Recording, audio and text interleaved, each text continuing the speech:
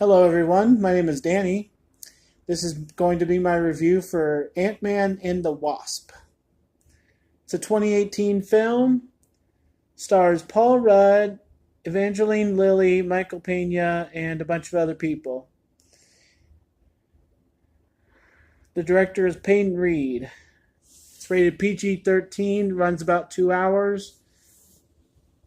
As Scott Lang balances being both a superhero and a father, Hope Van Dyne and Doctor Hank Pym present an urgent new mission that finds the Ant-Man fighting alongside the Wasp to uncover secrets from their past.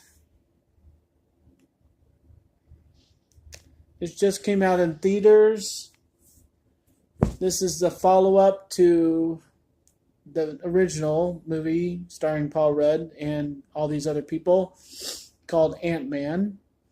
And Ant-Man itself was a little funny and a little different, and they kind of went a different way. We were kind of anticipating Ant-Man and Deadpool for the humor alongside being a superhero.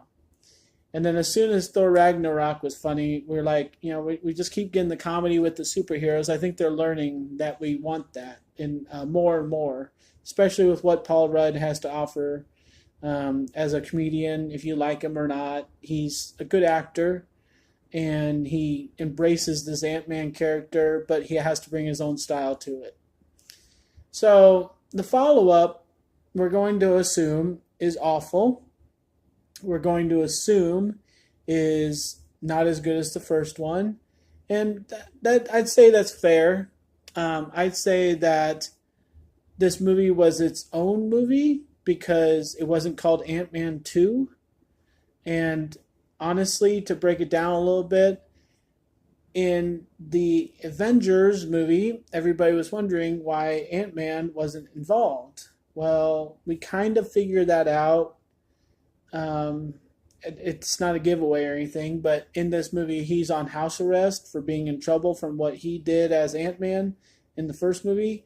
And so basically, somewhere along the way, he helped out Captain America, and basically he's in trouble with the FBI as a human being, not as a superhero. So he's trying to right his life a little bit, and so that kind of answers technically what happened to Ant-Man in the Avengers.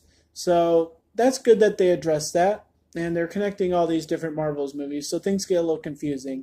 So if you haven't seen Avengers, if you haven't seen the first Ant-Man, if you haven't seen any movie involving Captain America for a while, then you're going to be a little confused. But that's why I say this is its own movie, and I'm trying not to compare it to the first Ant-Man.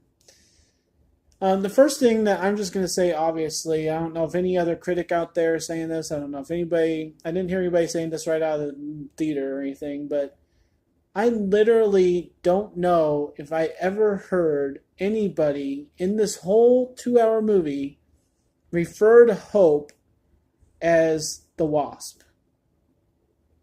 I just don't think I did. So I'm wondering why they called it Ant-Man and the Wasp if they're not going to give the Wasp like a couple mentions here and there. I just literally never heard anybody call her that. They called her Hope a lot, and people got to know her, as Hope. So even when she did her little costume thing, it didn't seem to do much, because everybody knew who it was, and they call her by her name. So that's the first really obvious flaw that I found out. The other thing for me is that Paul Rudd almost brought too much of his personality as kind of a bland comedian to this movie. Every time somebody did something, like there was an ant in the apartment, or Hope went into her costume, or his friend Michael Pena talked, it's all just so bland and so obvious what was going to happen and what was coming, and some of the major things had nothing to do with Paul Rudd, and so those were the best part of the movies, or best part of the movie. So maybe he just needed to tone it down a little bit, and there were some points where he had to kick into superhero mode, and he really killed it on that part in this movie. But other than that, I didn't like how people were like, taking their helmet off and walking around in their costume, and then, they just kind of walk down the street or do this thing or do that thing, and it's just they're just kind of doing it. And they're not like putting their all in all into it or putting any flair into it or smashing it like Hulk or lightning bolt like Thor. I mean, like, cue the aggression like Wolverine. I mean, they just kind of did it, and it just kind of was like, oh, okay, well, we're getting through this scene, aren't we? So the really cool parts of this movie are when Ant-Man goes big or really small, and when vehicles get to go small. That's pretty funny. It really gets people, and the chase scenes and all this, that, blah blah blah. The other huge thing about this movie, and I'm hoping other critics are saying this, now that I'm doing my review, I'm going to go watch Chris Stuckman and some others. I'm hoping that they mention how bad the villains are in this movie. Ghost is underwhelming because she has a purpose and a drive and a problem that she's trying to take care of, and it's personal to her, and it's really a human kind of understanding of what she's going through. And so we can't really take her seriously for being evil per se, because anything she's having to do is trying to take care of her problem that we can understand as humans. So the scientist, he's helping her out, even though he hates Dr. Hank. He doesn't hate him as an evil person. He's just hating him as somebody who has a different agenda than him. And he's trying to help Ghost because he's very human and he has feelings that he wants to help her. As a scientist, he thinks it's his duty.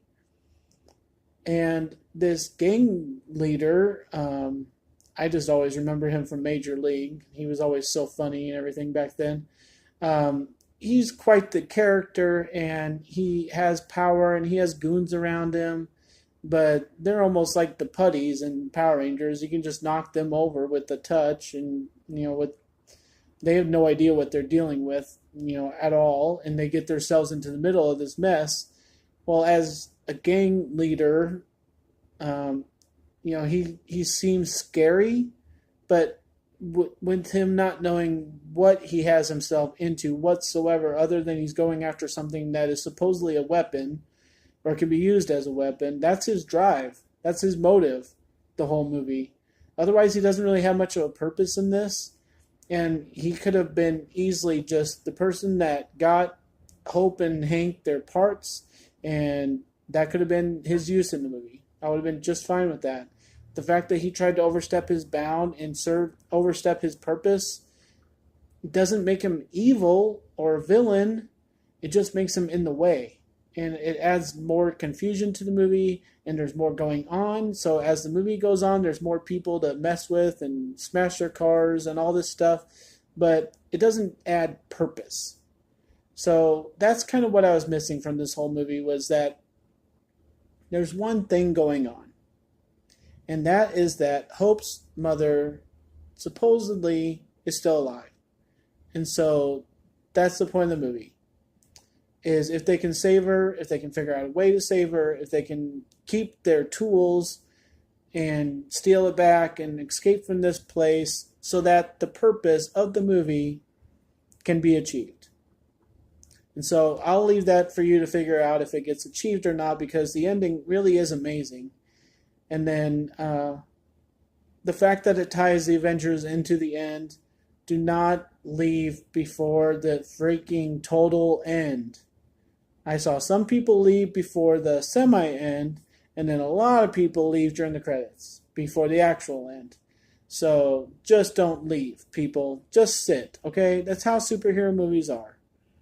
Deadpool is the only one that will get on screen and say, "What are you still doing here? Oh, you thought there was an added scene?" Every other movie has an added scene. So just stay through the movie. Stay through the credits. I think overall, Ant-Man and the Wasp doesn't deliver as a purpose-driven movie that has some comedy and it has really good action, and I really enjoyed it most of the time. but with the major flaws, I've got to give it a B, and I think that's fair. I don't think people need to overact with this, how funny it was, and, I mean, there's a couple cool things that happen, like to the team, they get their own business rolling and everything, and, all the different inventions and different things going on. The way the FBI is involved as a human being, that guy, he's good. The daughter's good. Everything's good. It's just good.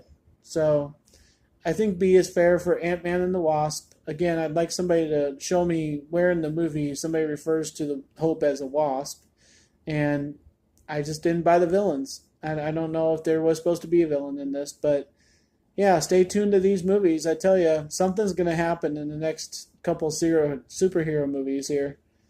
We got to get some answers. So Thanos keeps just messing everything up. So thanks a lot, guys. My name is Danny. If you like this or any of my other reviews, like and subscribe to my channel. And just keep up to date with all I'm doing. Got a lot of movies to catch up with here. It's a nice Sunday. I spent the morning singing 2 concerts. My voice is a little dry. So I'll get my reviews in, but I'm going to watch a couple movies here. Just kind of take it easy on a Sunday afternoon. And thanks a lot for watching. Enjoy movies. Thanks.